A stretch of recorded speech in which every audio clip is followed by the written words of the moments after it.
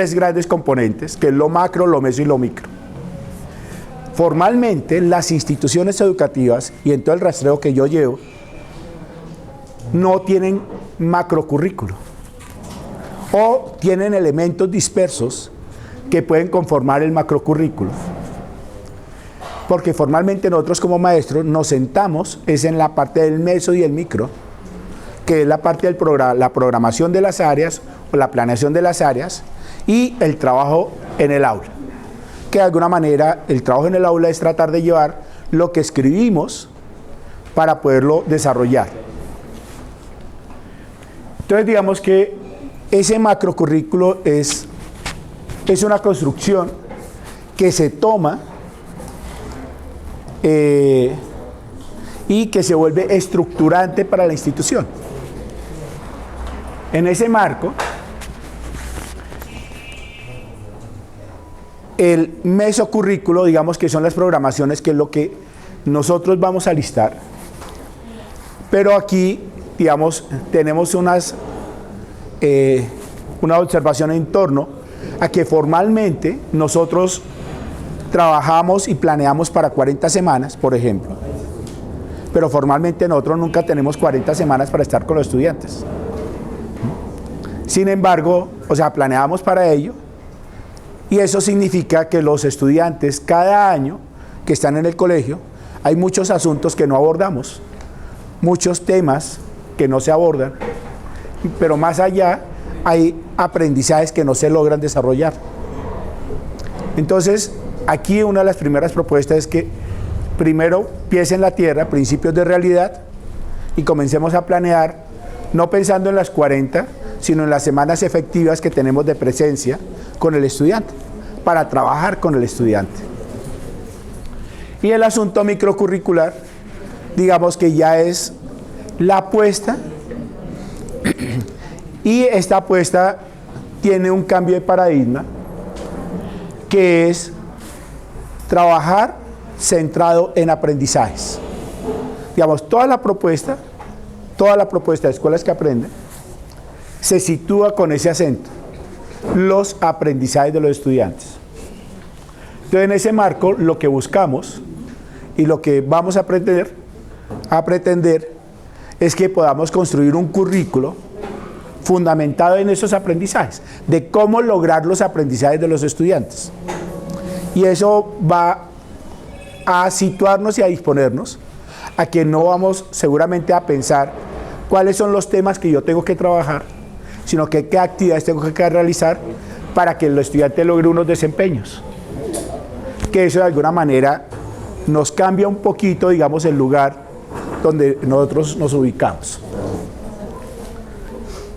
Digamos que el macrocurrículo, digamos, en esta ruta, tiene 6 grandes pasos que se construyen a medida en que vamos avanzando en los análisis. Entonces, el primer elemento que vamos a tomar para el diseño curricular es la misión de la institución. Y yo sí, o sea, yo voy a hacer preguntas, pero no es para que ustedes me contesten, sino para que ustedes, digamos, se contesten a sí mismos qué tanto lo han hecho. Entonces, por ejemplo, ¿cuántos de nosotros, cuando estamos planeando nuestra área, tenemos en cuenta lo que dice la misión de la institución? O sea, la misión de la institución tiene 5 grandes componentes. Un componente es el de la identidad,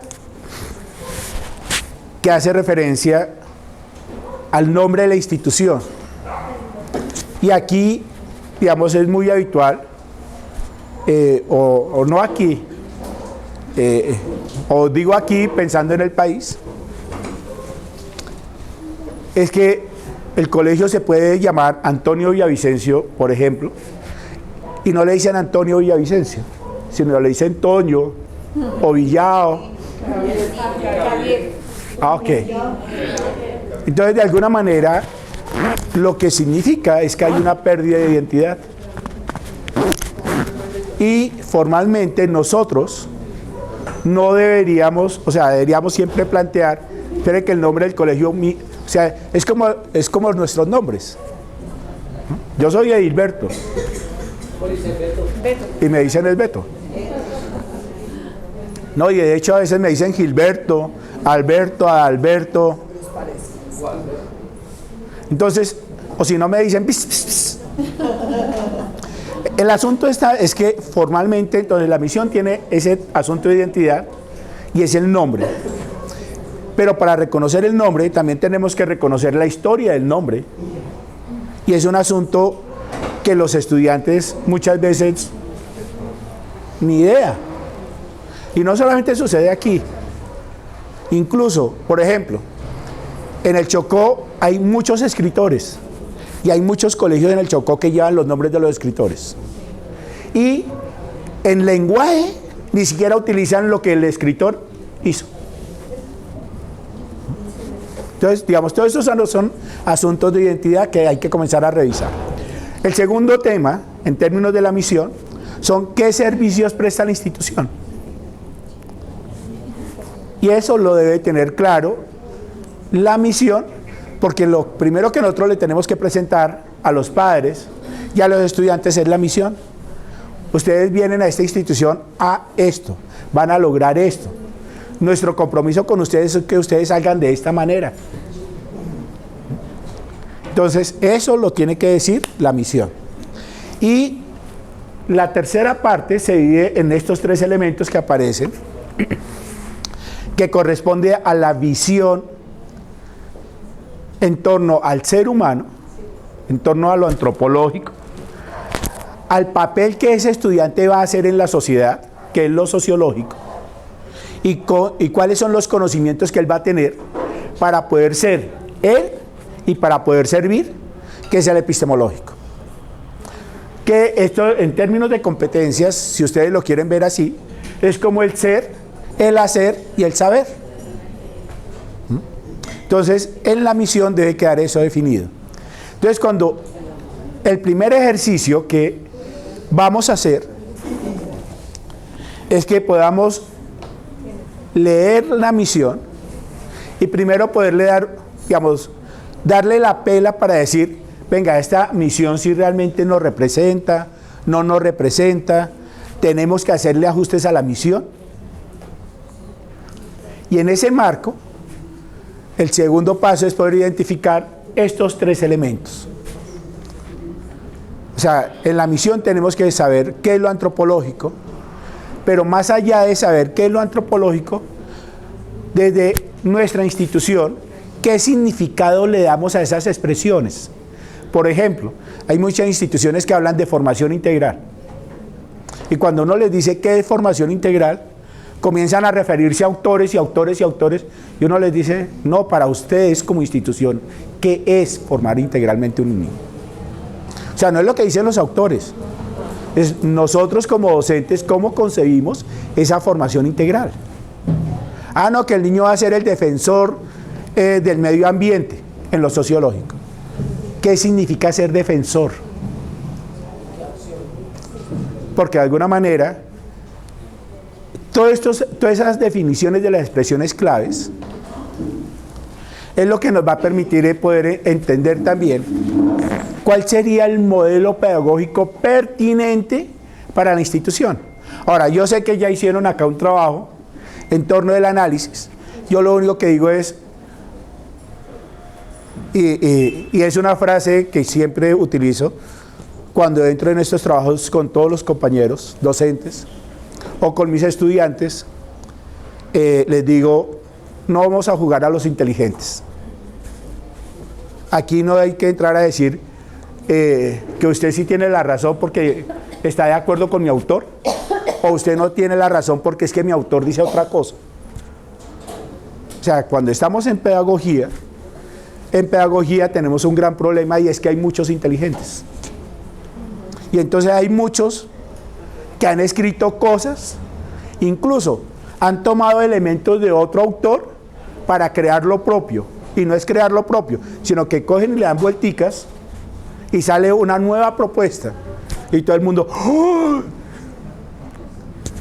Entonces, digamos, nosotros en términos del trabajo desde la universidad, del equipo de investigación, hicimos, por ejemplo, un análisis de los modelos pedagógicos, de todas las teorías y de todo lo que está escrito sobre modelos pedagógicos. Y llegamos a una conclusión, que formalmente hay 4 modelos pedagógicos. Todo lo demás son enfoques. El enfoque es cómo entiendo yo el modelo para aplicarlo. Pero ahora ya les contaré sobre modelo.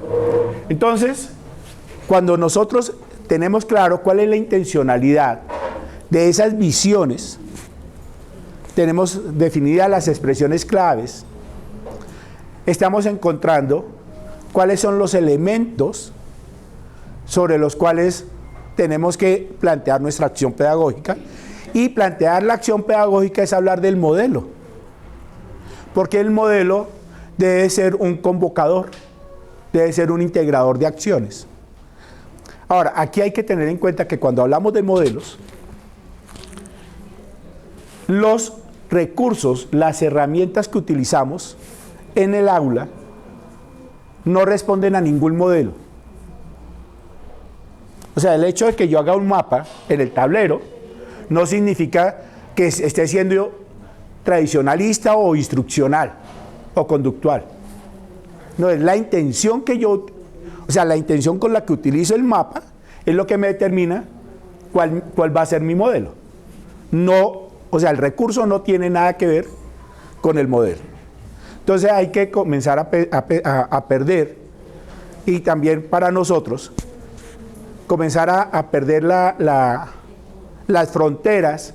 Por ejemplo, que una clase magistral es instruccional. No, yo con una clase magistral puedo desarrollar modelo crítico social. Ahora, lo que cambia es la intencionalidad. Entonces, si mi intencionalidad es que el niño, con lo que yo diga, copie,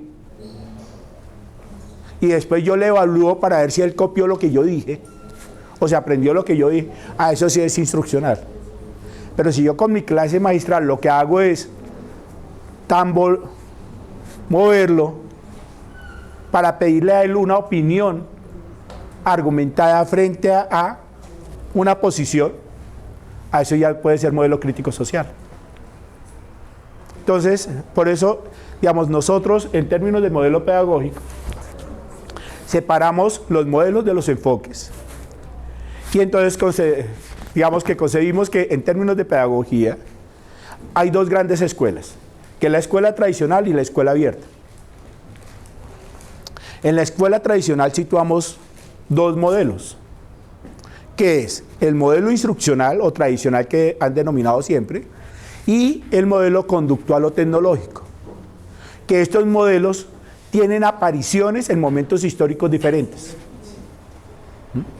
Y la escuela abierta tiene 2 modelos, que es el constructivismo y el modelo crítico social. Pero también debemos entender que los modelos pedagógicos es la evolución del anterior.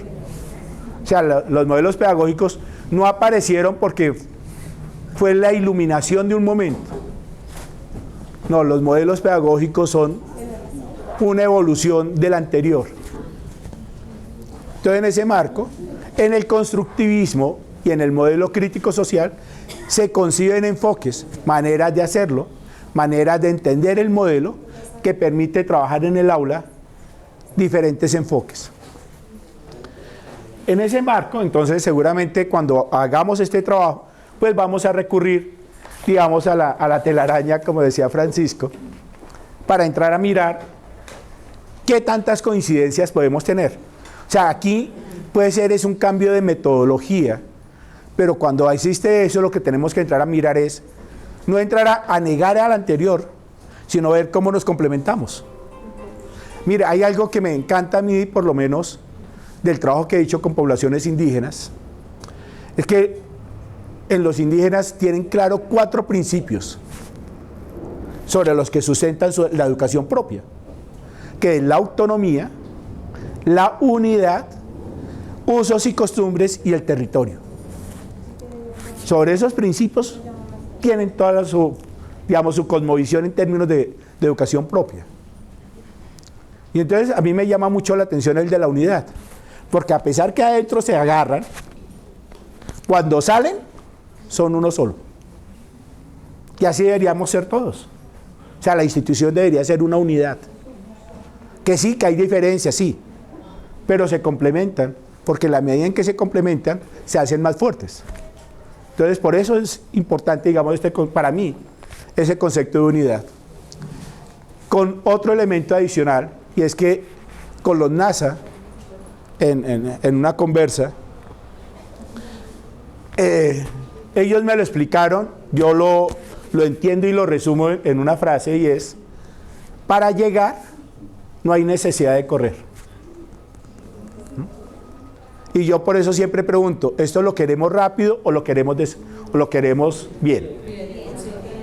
Porque si lo queremos rápido hay que coger atajos. Y cuando uno hace atajos, pues... En los proyectos de todas maneras hay una planeación a corto, medio y largo plazo. No, sí, pero esta construcción va a llevar a que comencemos a andar. Y lo otro es que en la medida en que vayamos avanzando, mi invitación es: comencemos a incorporar elementos. O sea, no necesitamos tener todo terminado para hacer.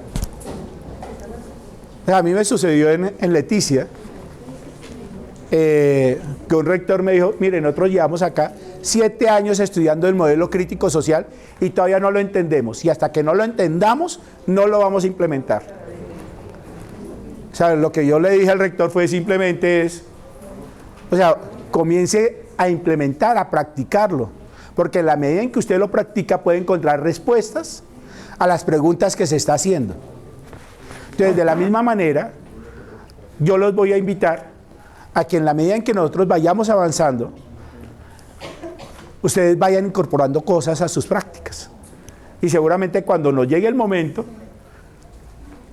las cosas pueden ir fluyendo.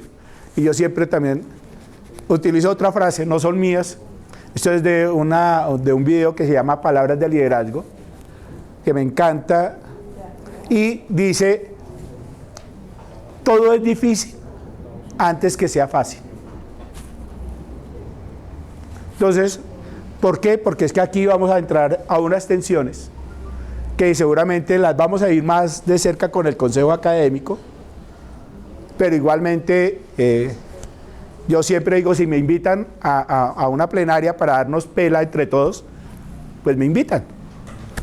Que si me invitan y tengo la disponibilidad, pues yo vengo.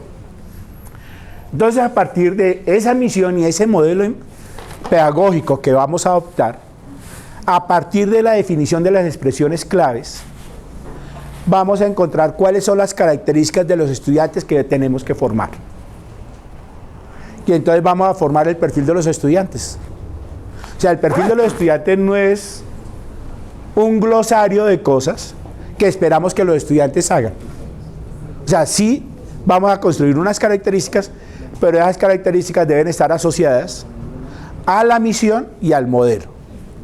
Porque cada modelo pedagógico también trae un perfil del estudiante. Pero digamos que cuando se trabaja esto de manera conjunta, las dos cosas salen de la mano. Con un elemento diferencial, y es que formalmente las instituciones, cuando hablan de perfil del estudiante, el perfil del estudiante lo tienen para los egresados. Y aquí la invitación es que si nosotros queremos formar estos estudiantes aquí arriba, cuando salgan en 11, con unas características, nosotros ¿cómo los comenzamos a formar desde preescolar? Y eso significa que cuando vayamos a construir estos perfiles de los estudiantes, el trabajo va a ser leer, construir las características para 10 y 11 y comenzar a trabajar hacia abajo. Si el estudiante necesitamos que sea autónomo en 10 y 11, para ser autónomo en octavo y noveno, el estudiante ¿qué tiene que haber logrado? Porque eso nos permite que cuando nosotros comencemos a trabajar con los niños, vayamos ya creándoles elementos, herramientas, para que cuando lleguen a 10 y 11 podamos decir, estos son los nuestros. Ahora, en este proceso seguramente van a llegar como nos sucede en todos los colegios públicos, que no hacemos selección y nos llegan en septiembre. En octubre. Y entonces hay que tener, digamos, planes de poder entrar a decir, bueno, con estos niños, ¿qué alcanzamos a hacer? Porque esa es la respuesta siempre es, ¿qué alcanzamos a hacer? Pero bueno, entonces, frente a estos perfiles, entonces vamos a construir perfiles por conjuntos de grados o por ciclos. Yo hago las dos expresiones, porque hay colegios aquí en Bogotá que están adoptando la organización escolar por ciclos, y hay otros colegios que no lo hacen y prefieren trabajar por conjuntos de grados. Ahí hay una diferencia, sí, pero digamos que esa no, yo no voy a entrar a pelear con esas diferencias. En ese marco, con base en el perfil de los estudiantes, vamos a identificar los aprendizajes fundamentales, que esos aprendizajes fundamentales se convierten en las columnas vertebrales del diseño curricular. O sea, el currículo, o sea, todo lo que hagamos nosotros, debe estar en coherencia para lograr esos aprendizajes fundamentales. O sea, no es que mi meta es que el estudiante aprenda las partes de la célula. ¿Para qué sirve que un estudiante aprenda las partes de la célula? Entonces, aquí voy dando clips para mirar. Entonces, estos aprendizajes fundamentales son las capacidades que debe tener el estudiante para que cuando salga a la vida sepa cómo defenderse. Digamos que es muy desde la perspectiva de Perrenot. Perrenot dice que formalmente la escuela no enseña competencias. Lo que la escuela desarrolla son habilidades, destrezas, capacidades en los estudiantes para que cuando él salga a la vida pueda ser competente. Entonces, digamos, en eso también, seguramente cuando entramos ahorita a mesocurrículo, lo tocamos muy tangencialmente. Entonces, estos aprendizajes fundamentales se construyen por cada eje. O sea, vamos a tener unos aprendizajes, o sea, los perfiles de los estudiantes también se construyen por los ejes. O sea, se construyen para antropológico, para sociológico y para epistemológico.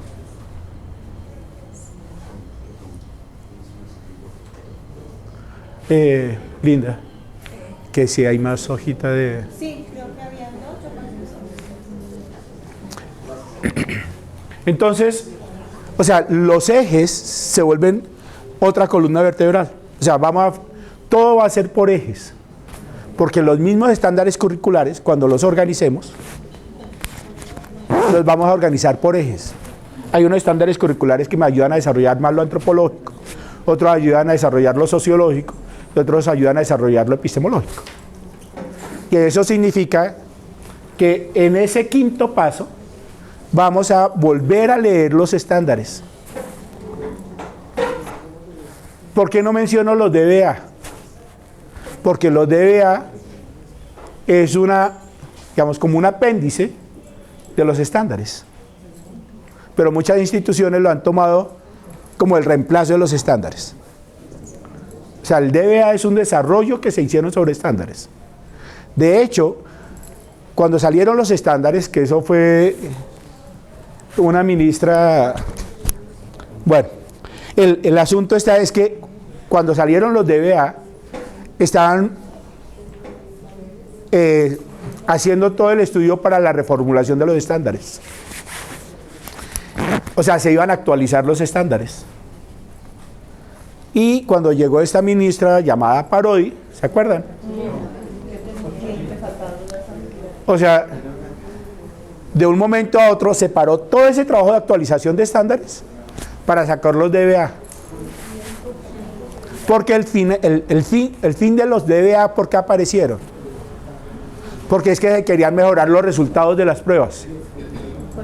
Y entonces tomamos eso ahora como el derrotero curricular de los colegios.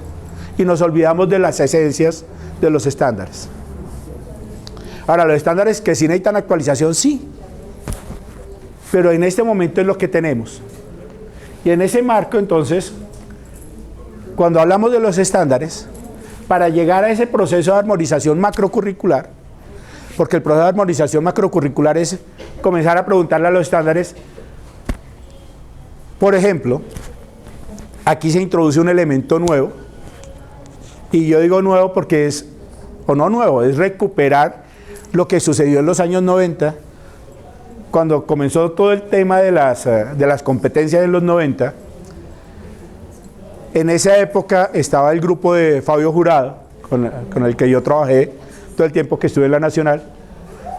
Se hablaban de las competencias interpretativa, argumentativa y propositiva. Y entonces, como de alguna manera, salió, digamos, desde ese grupo de semiótica, entonces todos dijeron que eso eran las competencias solamente para el área del lenguaje. Y no, esas competencias son transversales para todas las áreas. O sea, todas las áreas tenemos que ayudar a desarrollar la competencia interpretativa, la argumentativa y la propositiva. No exclusivamente un área. En ese marco, si nosotros leemos los estándares curriculares, vamos a poder desarrollar una taxonomía para poder identificar qué estándares curriculares me ayudan a desarrollar cada una de esas competencias transversales, que son generales. Y entonces seguramente vamos, ahí nos daremos algunos, yo siempre digo, nos damos una pela, porque hay expresiones que yo digo para mí son interpretativas. Por ejemplo, usar, para mí es interpretativa, pero para otros colegios usar es argumentativa.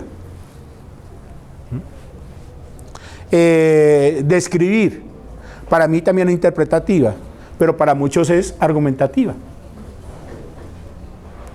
Entonces, ese análisis en términos